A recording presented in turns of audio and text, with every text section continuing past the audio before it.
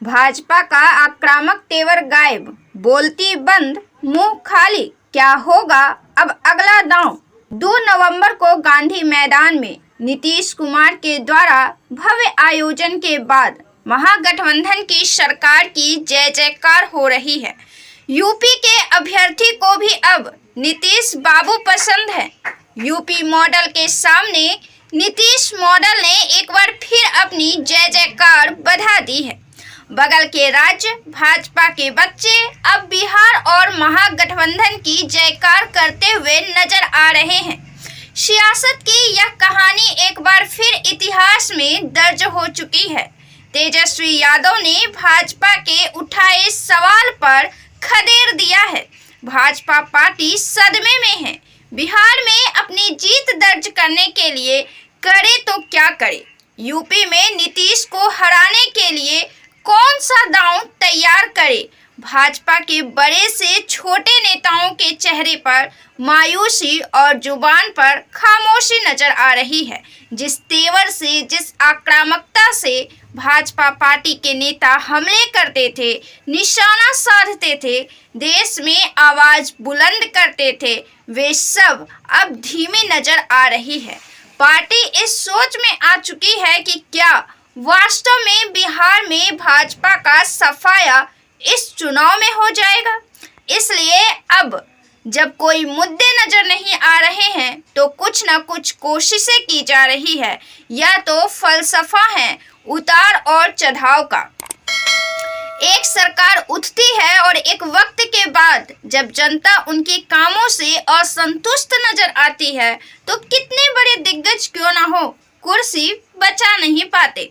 सरकार में होते हुए भाजपा ने ऐसा कोई भी ऐतिहासिक कार्य नहीं किया है। बिहार में विकास के कार्य भी कुछ खास नजर नहीं आए हैं। यही वजह है कि अपने काम गिनाने के बदले उन्हें सरकार की खामियां गिनानी पड़ रही है सत्ता में वापसी के लिए।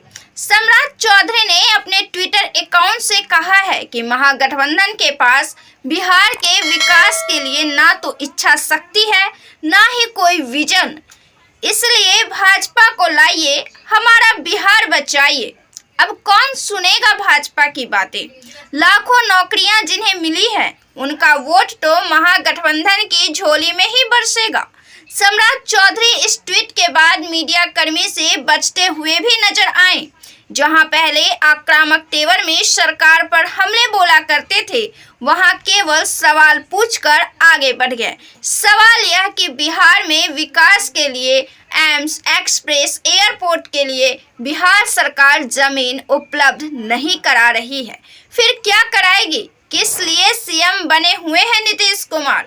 वहीं अमित शाह के भाषण में भी वह जोश नजर नहीं आया जो हर दफे हुआ करता था। वहीं आरसीपी सिंह की बात करें तो बिहार में शराबबंदी पर उनकी नाराजगी एक बार फिर जाहिर हुई है।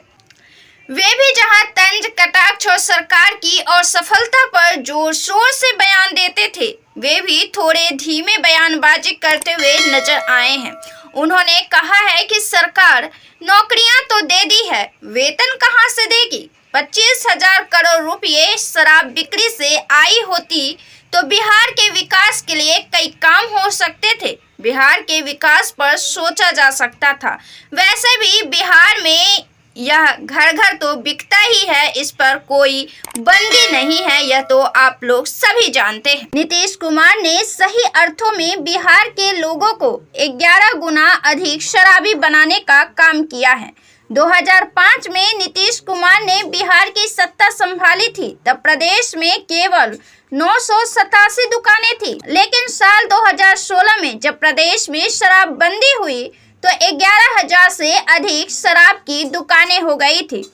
बिहार बीजेपी ने अपने ट्विटर अकाउंट में यह लिखकर सरकार पर हमला बोला है। वहीं सम्राट चौधरी ने एक फोटो शेयर किया है और कहा है, बिहार मांगे भाजपा, बिहार की जनता की चाह भाजपा सरकार।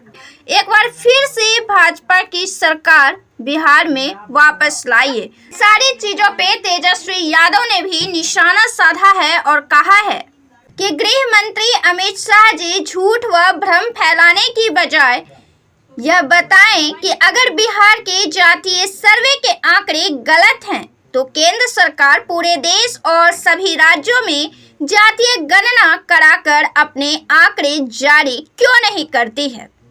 बीजेपी शासित राज्यों में बीजेपी जातिगत जनगणना क्यों नहीं कराती है। इन सारे सवालों को तेजस्वी यादव ने गृह मंत्री अमित शाह जी से पूछा है। तो वहीं नीतीश कुमार ने बिहार में 14 राज्यों से अभ्यर्थी यहां आए हैं और बिहार में पढ़ाएंगे। यह बिहार के लिए गौरव की बात है, खुशी की बात है। मांझी कुशवाहा की भी बात करें तो वो भी खामोश है। बिहार में बदलती राजनीतिक समीकरण, बदलती सियासी स्थिति विपक्ष को अब परेशान करने वाला है, उनके घटकों में खलबली मचाने वाला है।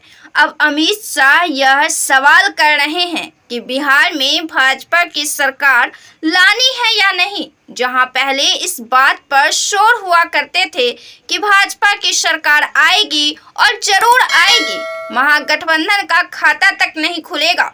वोटों की राजनीति तेज है। तेजस्वी यादव ने भी बिहार की जनता के सामने यह साफ ऐलान कर दिया है कि असल मुद्दों के नाम पर वोट करेंगे तो नौकरी मिलेगी, विकास और खुशहाली आएगी, और मस्जिद, मंदिर और धर्म के नाम पर वोट अगर करेंगे तो महंगाई, गरीबी, बेरोजगारी और बदहाली आएगी। वहीं नीतीश कुमार भी यह कहते हुए नजर आते हैं कि बिहार में जिस तरह विकास हुआ है उसे याद रखिएगा। ललन सिंह भी अपने भाषण में लगातार नीतीश कुमार के कामों की चर्चा करते हैं और यह कहते हैं कि उनका एक लक्ष्य था न्याय के साथ विकास हो। बिहार में जो सबसे पिछड़े हैं, जो सबसे पिछड़े पंक्ति में खड़े हैं, उन्हें भी आगे लाकर मुख्य धारा में जोड़कर उनका भी विकास किया जाए। बिहार में न्याय के साथ विकास हो और हम लोग उस काम को कर रहे हैं। आपको बताते चले कि अब चुनाव में महज 6 माह बचे हुए हैं।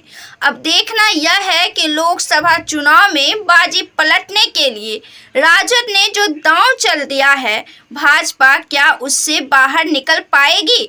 बिहार में भाजपा पार्टी जीत के लिए क्या रणनीति बनाती है, किस तरह इन 6 माह में काम करती है और जनता को आकर्षित करने के लिए क्या दांव चलती है, कैसे वायदे करती है, यह अभी बाकी है।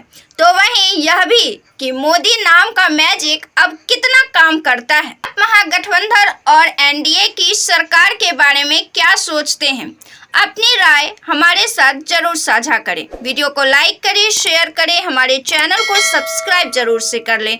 फिर हम मिलते हैं आपसे ऐसे ही पॉलिटिकल खबरों के साथ अगले वीडियो में। तब तक के लिए धन्यवाद।